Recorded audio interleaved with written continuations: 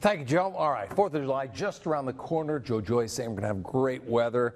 Shark sighting off of Cape Cod isn't stopping beachgoers one bit. However, there's a new one to report. Happened at Nauset Beach this weekend. Justin Michaels has the latest from Chatham. Well, it had to happen sooner or later. The first great white shark sighting right here off the coast of Cape Cod. Now, the last week there was one in the bay. This time it's in the Atlantic coast, about a half-mile out to sea here off Nauset Beach in Orleans, Massachusetts. This, of course, gives people lots of things to talk about, but something we have seen here this morning, though we haven't seen a shark, we've seen the #1 source of food for sharks, seals.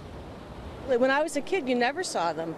Karen Veit has been living on the coast her entire life, and she says seals have been growing in numbers for a while. In the last probably 15, 20 years is when you really started seeing a lot of them. And as any good New Englander knows, where there are seals, there are often sharks. Still, even now, I'm like, I know I saw that, but did I really see that? 2 years ago, Desmond Curran had an up-close and personal view of that food chain in action. I see a seal and I see a fin. And I said, am I going bananas? It's just, sun's just coming up.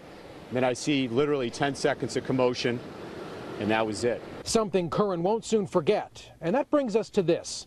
Ping.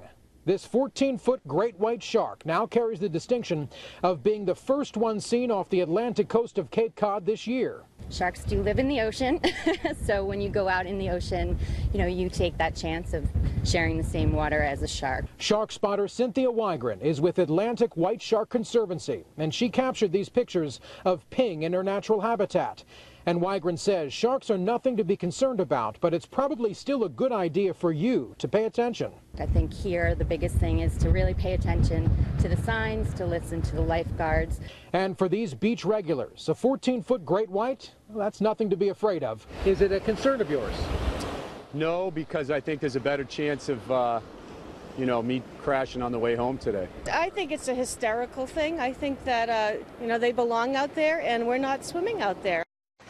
Now, it is important to note, despite all the hype and all the talk about sharks being in the ocean and sharks coming close to shore, believe it or not, in all of recorded history, on the Atlantic seaboard, only 4 people have died by being bitten by sharks.